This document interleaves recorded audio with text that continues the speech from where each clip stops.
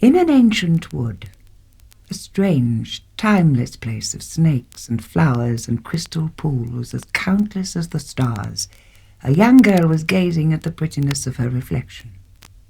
As she did, the face of a Lydian angel appeared in the liquid-looking glass, and a boy of beauty stepped out from death to her, rising from the water, somehow still dry, as if the pool were made of mercury. Bewitching, his ivory face, benign, perfect smile, and strangely coloured eyes could captivate any boy or girl. She could not speak, and did not seem to notice his wrists bound in pearls, the ashes scattered in his hair, the necklace of thorns scraping tiny tears of blood onto the white bones of his chest, or even the tiny glistening wings on his feet. She seemed drawn only to a miniature bottle hung round his neck, a bottle of thick crimson syrup kept in silver, the taste of which seemed already to lie on her lips. "Are you real, or some strange angel?" she whispered. "Both of those," he smiled, leading her away from the pool's glittering surface, and on it the frozen reflection of his fatal perfection. "These pools are doorways from your world to all worlds, for this is the wood of worlds, the world of all dreams, where only angels tread, and where the saddest dreams are real." He kissed her fingertips. "My sister and I came here as children to escape and find happiness." Her voice grew sad for a moment. Sometimes I can hear her voice still in the wind, in your eyes. Time vanished, and the Prince of Children told her of a world which she had never seen, in words which she had never heard, a paradise land of unicorns and peacocks, black swans and white panthers, where everything was possible because nothing was real except pleasure. I take my pleasures and pain where I choose, pure or corrupt. I couldn't care. Nothing matters much. Be certain. Be careful. Forgive me." As they lay in the soft, warm rain, the Prince of Pleasure gave her lilacs and lilies, opium and white roses, gold dust and orchids. She bit into a perfect peach, and he licked the juice from his fingers. His hair smelled of summer, and as it brushed across her mouth she kissed it desperately, caught by the danger of his desires, and the desire she felt for that danger.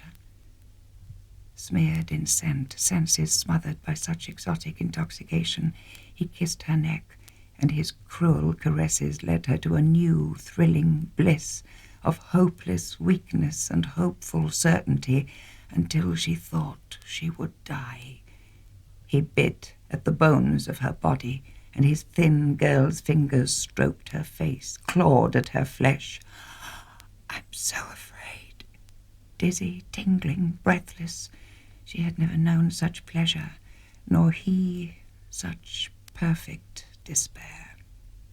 She did not see the murky pool almost empty behind them.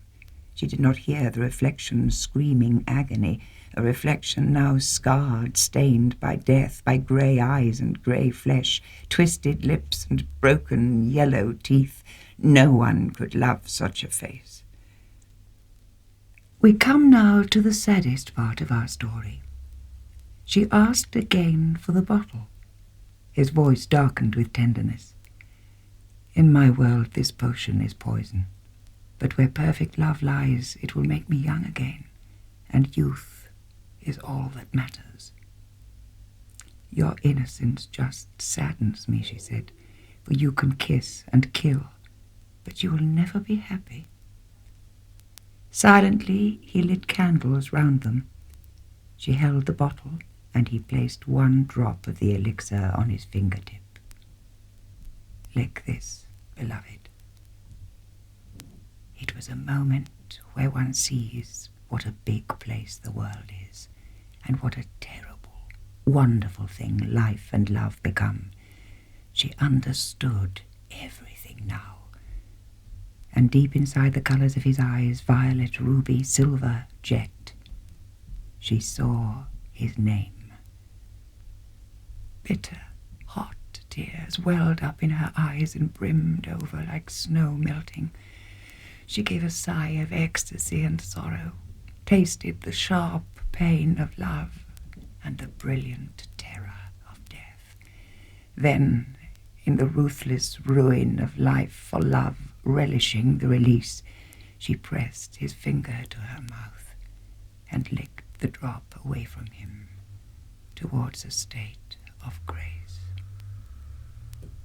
Prince Anguish looked away, stung by the familiar flecks of exquisite punishment. As he did, she took the precious phial and drank down his drug to the last. God, it tasted so sweet, so bitter rich. I have never been happy but here. Now you will never love another, for nothing lasts forever, except maybe purity. The last word died on her lips, and drinking the warmth from her, he kissed her to her death, taking, as he did, new life. Pain for pleasure, it left a selfish smile. Death, unlike life, was effortless. Was it sacrifice or slaughter? I cannot say, for all the sorrows of the world were now his. Quite broken, despair knelt upon his heart, and he felt again the grief so deep he had no tears. As the coldness of death closed round her body, he took from his necklace a thorn, curved and sharp like any dagger, and prized the empty bottle from her fingers. Then, carefully, he cut her, skillfully carving a tiny tear in her white throat. The blood trickled into the phial, safe for another love to come.